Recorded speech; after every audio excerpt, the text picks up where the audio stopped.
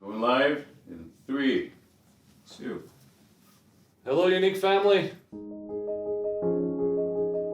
My name is Derek Maxfield. I'm originally from a city called Meridian, Idaho. I don't think ever during my childhood did I ever feel like I was destined to do anything special, and certainly not to the degree that's happened with Younique. I actually spent most of my life feeling like a nobody from nowhere.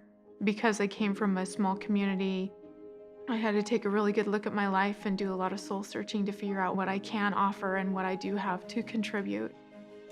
I met Shalane at church, of all places. She really allowed me to spread my wings and didn't hold me back. And I fell in love with her and with that. 3 months later, we were engaged.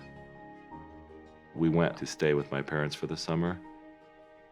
And that's when all of my health challenges started, and I found out that I had leukemia. It was just 5.5 months after we got married.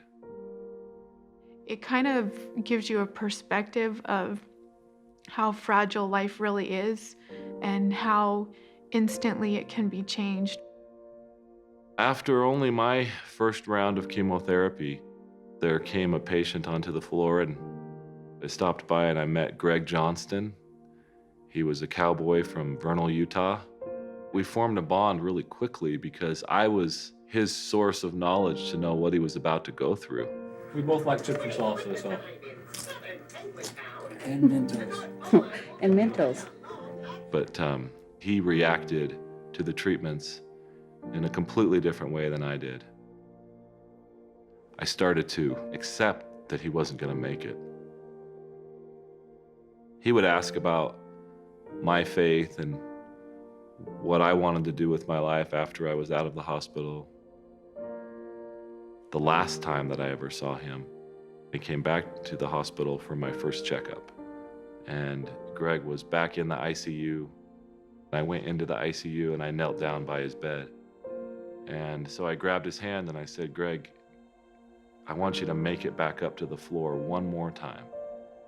And he squeezed it back and he said, "Derek, it's okay."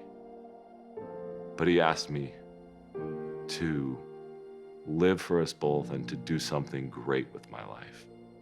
I accepted it that day, but I had no idea how I would do that.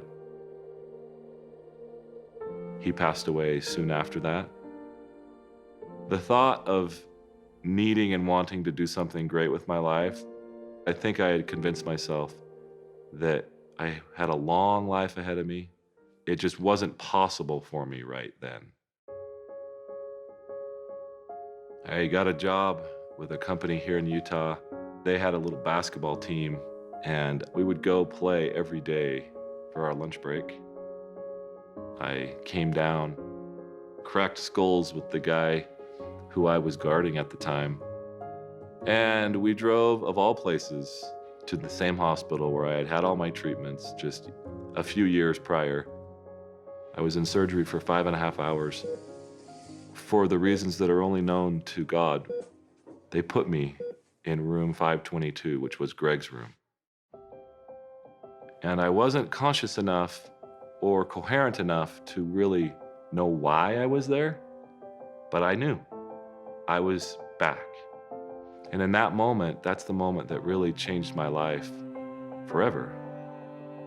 Because I had a clear message to me, and it was, "Exactly, Derek. You're right back in the same place. The same place, and you're using the same excuses." That moment changed my life. I was driven to no longer use excuses and to no longer think of the need to do something great as so far in the future. I started to change things. I got up at 4:45 in the morning and I worked on a software business that I'd been thinking about.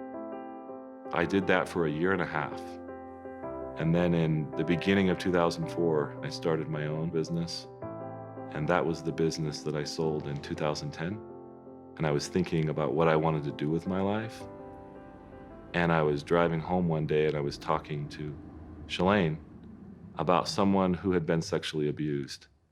And it always troubled me and bothered me that a woman would take guilt on herself for what someone else had done. And I said, Shalane, that's not fair. Somebody should do something about that. And I knew that somebody was me, and that something was to start another company that could be successful enough to fund that cause. I totally felt the same frustration in her behalf that he did, and the shame and the guilt that affects their life so negatively is such an injustice. A very detailed thought came into my mind, and it was a retreat that was nestled in the mountains and a place for these women to begin a healing process. That clarity I knew could only come from God, because it had come just that quickly, and it came in an instant. And I started to work on those plans right away.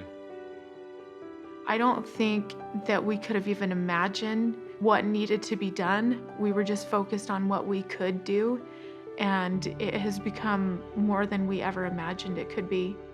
We're trying to reach all of them through a message of hope and a message that this is not your fault, and to have a chance for them to reclaim the hope that was lost and perhaps taken from them. We've had approximately 1,800 women come through the retreat. I see faces every time I hear the number. It's Sarah, and it's Heather, and it's Heidi, and it's Amanda. It's not just numbers for me, it's people. I think when you give someone hope, they can then become the steward of their own healing. But that's the point, is that we simply open the door, help them feel that there is hope. And that's the goal of the retreat. And I think that we are accomplishing that. I'm grateful for all the people that drive Younique and all the presenters out there, because it is through them that we really accomplish the means by which we can support this cause. I think we're getting there, and I think that the army that we do have now is such a tremendous base. They are such a force for good. I absolutely feel like the things that have happened over the past few years with the Younique Foundation have been the fulfillment of my promise to Greg. I could die now and see him and feel like I kept that promise.